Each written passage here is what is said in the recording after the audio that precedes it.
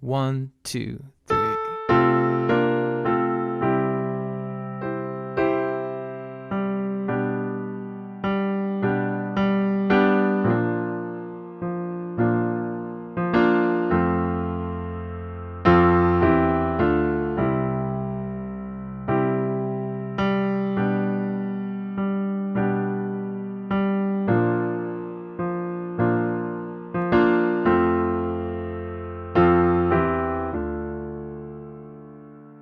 You can find the rest of this lesson at HDpiano.com.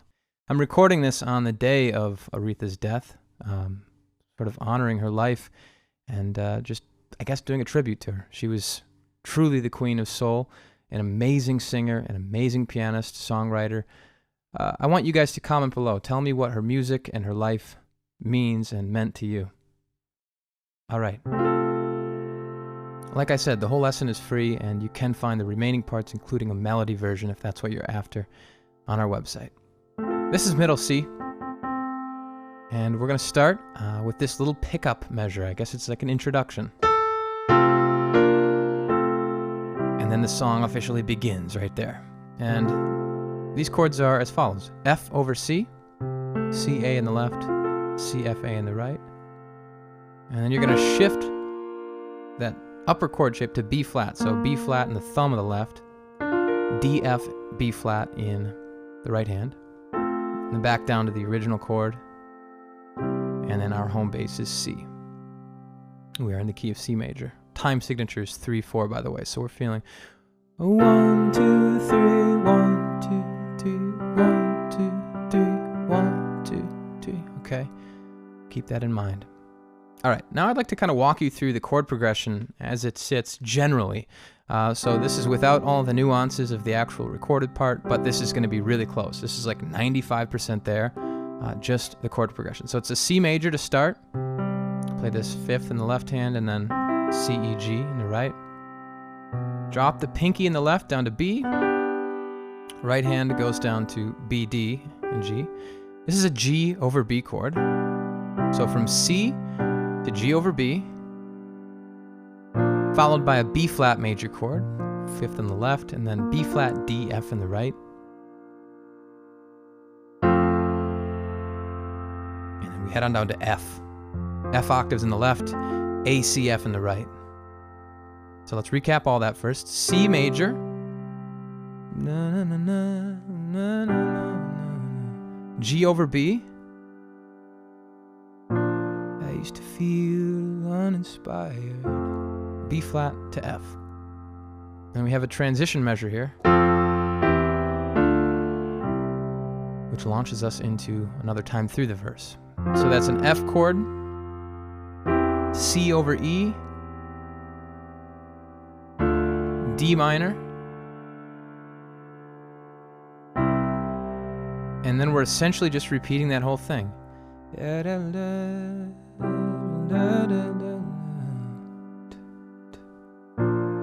B flat, and then to F. Okay, so let's talk about some of the nuances within that chord progression.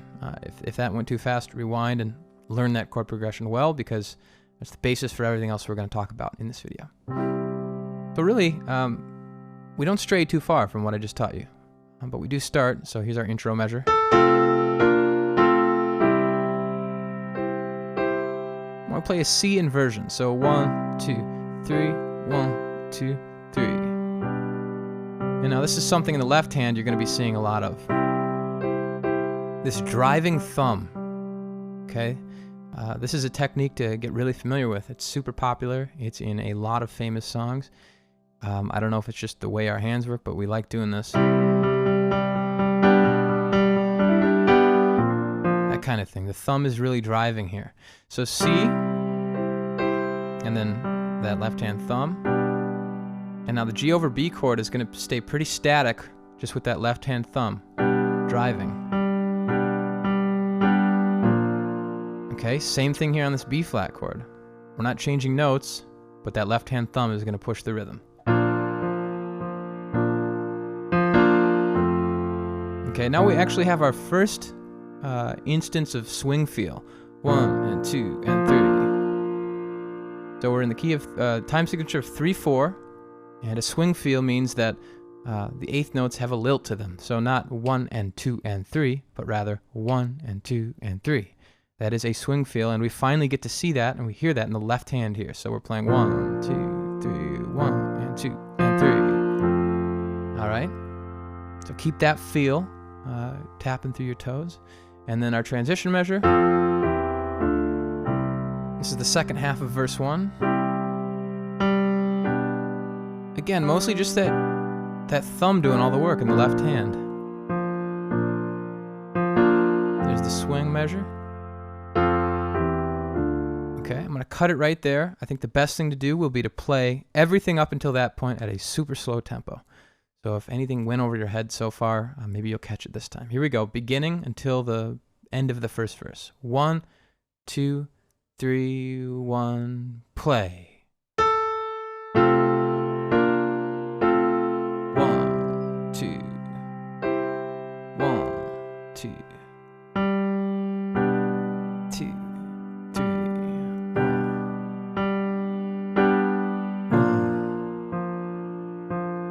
1, 2, and 3, and 1, 2, 3.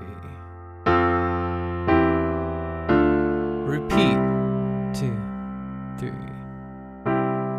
2, 3, 2, 3, 2, 1, 2, 3, 1, and 2, and 3.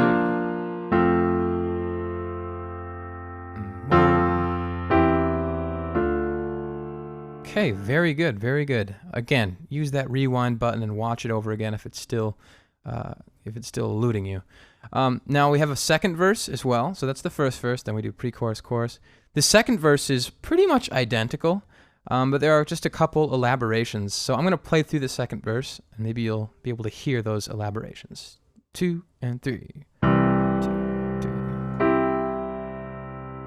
2. 2, 3, 1, 2.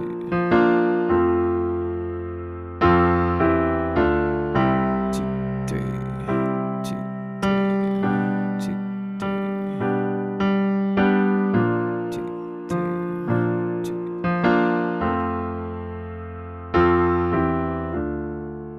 So nothing like crazy different. Honestly, you could play the verse 1 piano part and nobody would know the difference. But in order to maybe inject a little bit more energy, since we're further along the song, energy is picking up by this point, we might just play more rhythmically, louder, just with more, I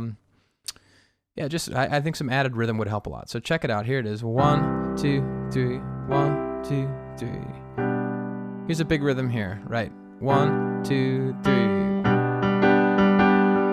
So that left hand is playing like every other beat. 1 and 2 and 3. And that's a fun little fill that will, again, inject some energy.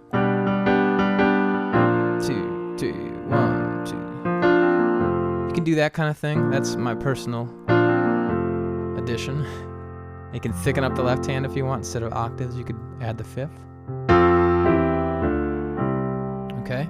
Otherwise, it's very, very similar, almost identical. So don't fret about the details unless you want to. In which case, check out our sheet or check out the whole song run through for the exact version. Now, for the last couple minutes here, I just wanted to talk about maybe some different ways we could improvise around this chord progression because, like I said, it's pretty boilerplate, and I'm pretty sure when Aretha played this live, whoever, if it was herself, I got to tell you, the Kennedy Center 2015 recording is so amazing, and she actually is accompanying herself. So whether it's her playing the piano or somebody else, there's going to be a lot of difference between those accompaniments. So check it out. Here's maybe the way I would play it if I were singing along.